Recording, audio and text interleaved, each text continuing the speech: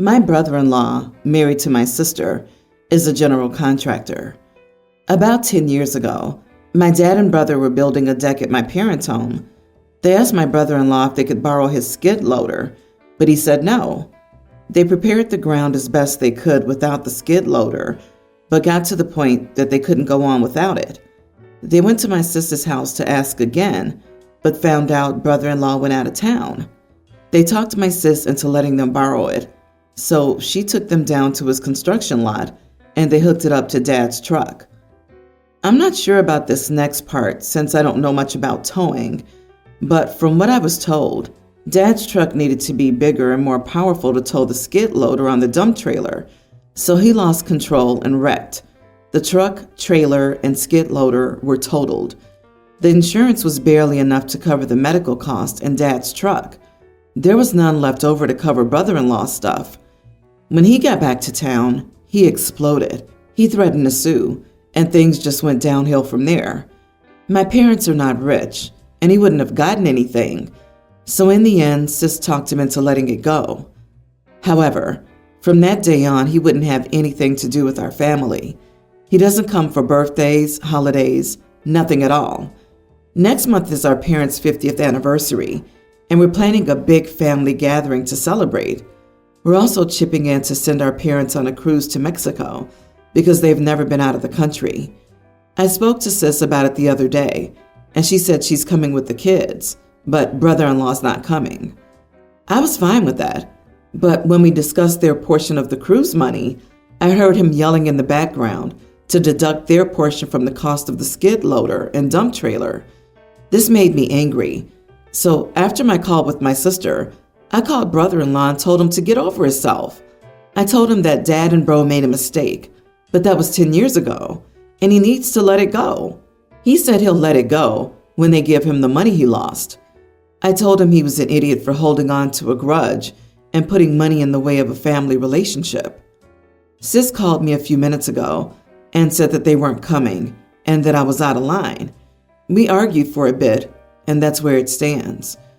I don't think I'm wrong for telling him to let go of the past, but they're not coming to the anniversary party, so now I'm not sure. Wait, so y'all have the funds to pay for an expensive cruise, but a decade later you can't pay him back? Your family stole $50,000 plus in work equipment from your brother-in-law. They didn't pay him back, showed zero remorse, wasted money on crap, and he should just get over it? You and your family mess with his livelihood and clearly don't give a flying crap how it impacted him. So why should he want to be around you? Yep, they nicely washed their hands off their misdeed and haven't bothered paying a single cent back in 10 years. I understand if they were poor, but that doesn't diminish a sense of responsibility. Instead of pitching in for a bloody cruise, they should all be pitching in to pay the brother-in-law back and try to fix their broken relationship. The biggest surprise here is that he stayed married to OP's sister. Not just that, I'm actually surprised insurance paid out anything.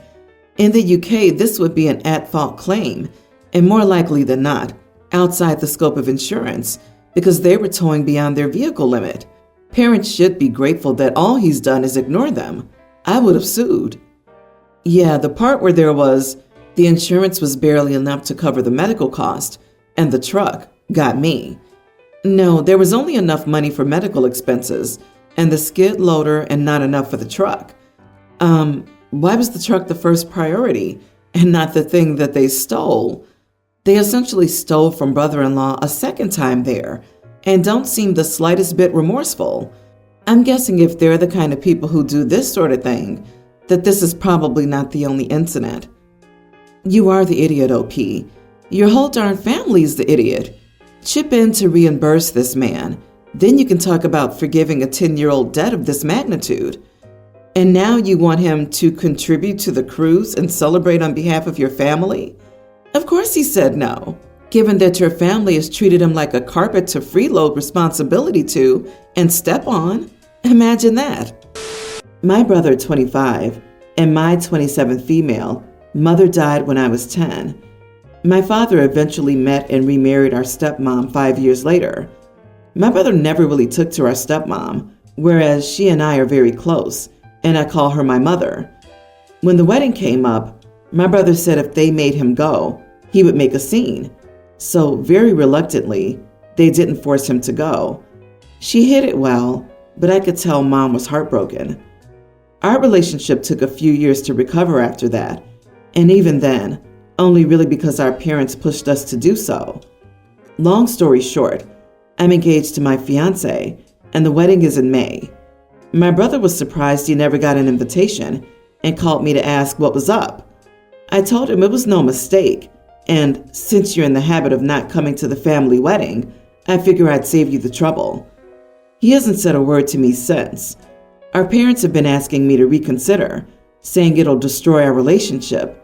But if it does, that's on him. You are the idiot. Your brother was a child and lost his mother and struggled to accept a stepmother. That's normal. Yeah, he shouldn't have said that he was going to ruin the wedding, and I understand why your father decided it was best he didn't go, but you're holding this against him more than a decade later? This has been building up inside of you for all this time?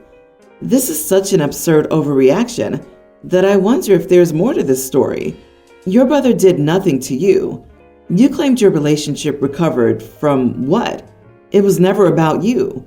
Several years ago, and then you pulled this stunt seemingly out of nowhere. It's your wedding and you can invite whoever you want, but you're a spiteful, vindictive, immature, unreasonable, petty idiot for not inviting him and making such an unnecessary and quite frankly unfair comment about his history of not attending family weddings. And let me be perfectly clear, you just destroyed whatever relationship you had with your brother. This is 100% on you, not him. Agree. This would be a red flag if my SO did something like this. Like, what if I don't have the exact kind of relationship she wants with someone else? Is she gonna divorce me? Throw a temper tantrum until I fix it? I hope this groom runs. The people whose wedding he stiffed are over it, but you continue to nurture a grudge that literally had nothing to do with you. I fear that the damage you've already done to the relationship with your brother may be irreparable. Unless it was accompanied by a real apology, he'd be well within his rights to decline any invitation you sent out. Also, a token idiot to your stepmom for allowing you to be such a terrible bully to your brother on her behalf. My sister got married last summer. She had a very elegant and beautiful wedding and reception planned. It was child-free. She sent gracious notes to everyone who sent their regrets and thanked them for understanding her desires for her wedding and respecting them to RSVP in the negative. She also invited them to a summer party at her home if they wanted to take pictures with her and her wedding party in their fancy clothes. I thought it was well handled and classy. Several people didn't understand the meaning of child-free and brought their kids anyway. One screamed through the ceremony, and the mom would not leave the chapel because she didn't want to cause a fuss. There were no extra places for them at the reception, so their parents had to share their food with them. The worst was the kid that wanted a cupcake off the table the wedding cake was on. He almost tipped the wedding cake onto the floor. My dad saved it, but there was a handprint on the lowest tier, and many cupcakes hit the floor. All in all, it was 4 families that brought uninvited children. My wedding invitations just went out over Christmas. I know this is a long time, but we have a lot of out-of-town, out-of-country, and even continent guests that we hope will come. We did not invite these families to our wedding. We have a Facebook group for the wedding for people to share pictures and memories that we might put in the wedding video. They found out about the group and posted to my page about being excluded and asking why we weren't inviting them. I messaged them privately, asked them to take down their post, and explained that my wedding was smaller and I didn't have as many guests as my sister. They went public again and complained about me excluding them for no good reason. So I posted the receipts. I posted a video my cousin sent me of the kid crying during the ceremony and the parents doing nothing. The video of the kid freaking out because he had to share trout for supper. The before and after pictures of the wedding cake table.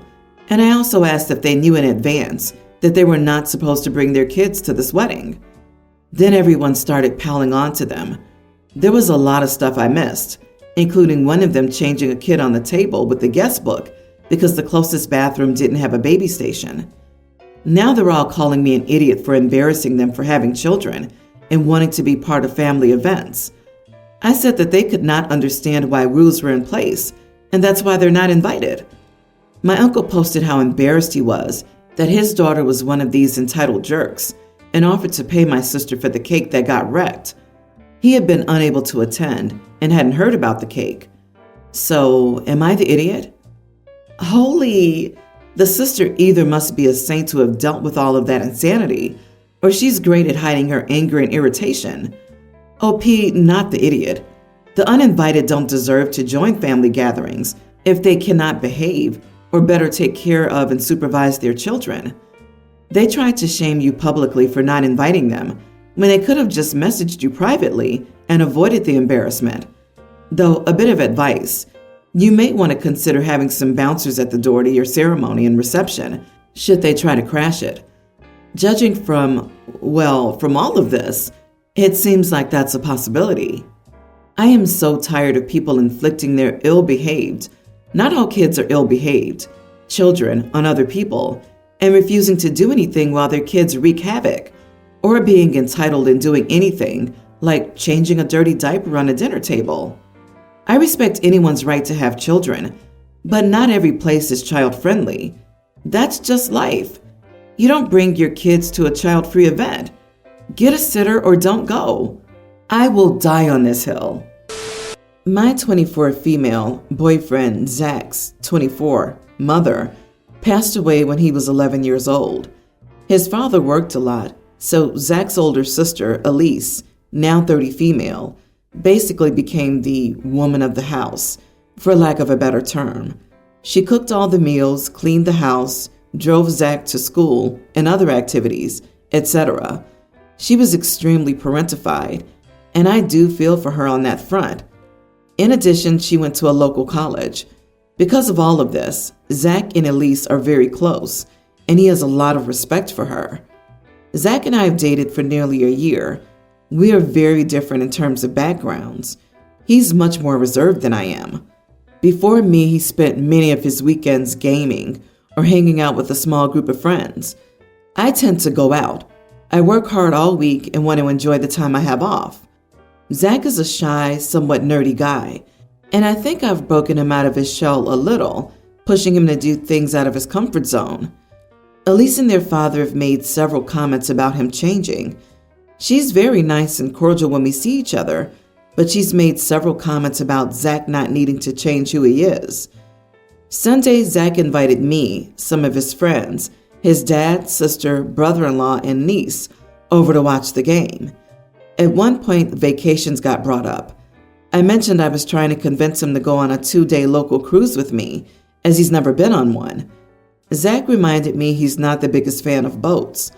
I pointed out that he's never been on one, and we could rent one to take out so we could get used to it.